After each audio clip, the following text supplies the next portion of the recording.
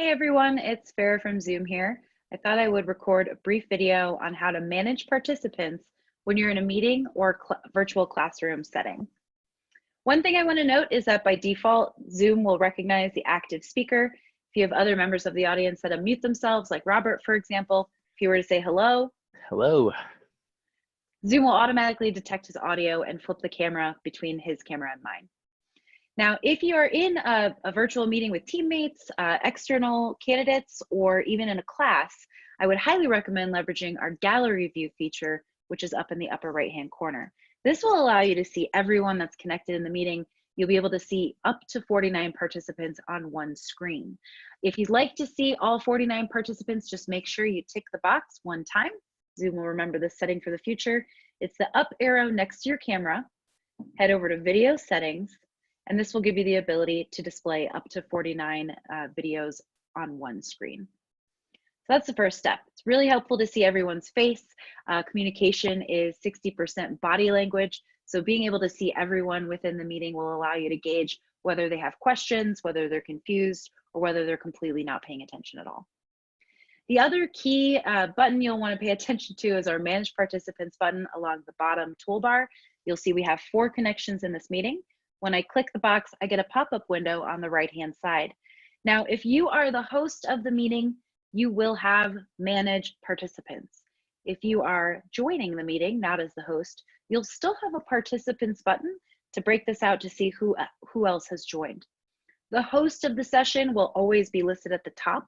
That's so that people can easily find the host if they have questions.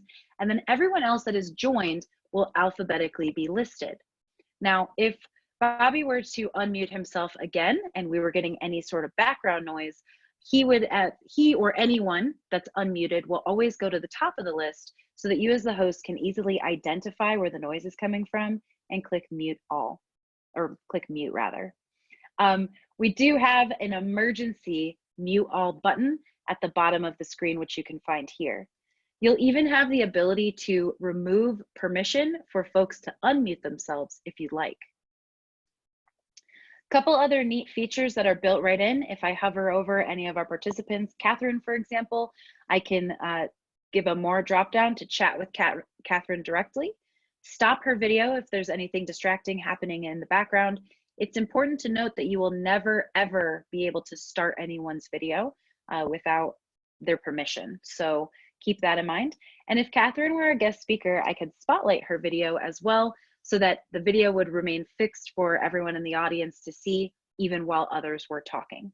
Thanks for being a good sport with that, Catherine. I'm going to cancel the spotlight here. Now, some of you may have noticed that clocks went up by Carly and Catherine's name.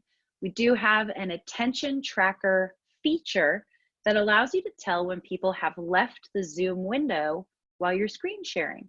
And this is a setting you'll need to turn on. I will show you where you can do that before the end of the video.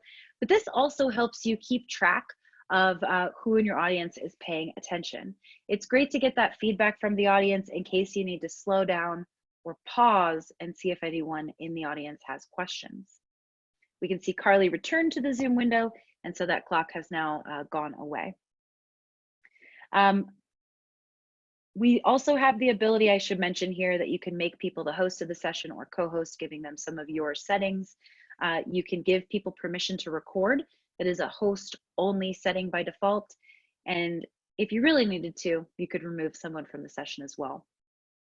Along the bottom, we have some additional options here.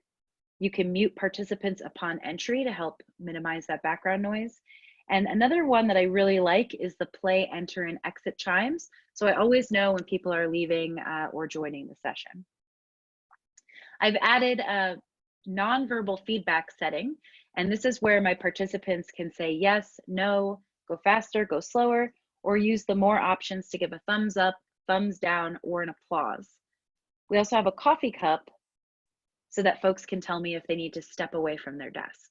And you can see the nonverbal feedback popping up here. Carly gave a yes.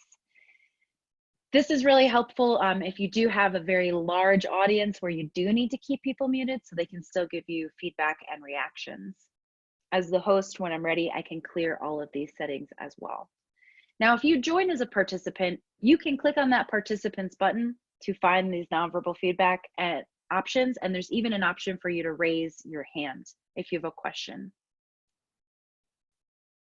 Let's take a second to just go over to the web portal so that everyone will be able to find where they can see these features on their own, in their own portal. You'll want to log into zoom.us and navigate over to settings.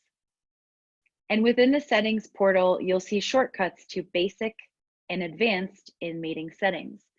If we hop into the basic settings, this is where you can see things like enter and exit chimes are enabled. And if we scroll down towards the bottom of the basic features, we'll find that non-verbal feedback option as well. I hope everyone found this video helpful. If you have any additional questions, there are step-by-step instructions with screenshots at our support page, support.zoom.us, and reach out and let us know what you thought of this video if there's anything else we can help you with. Thanks so much. Have a great day.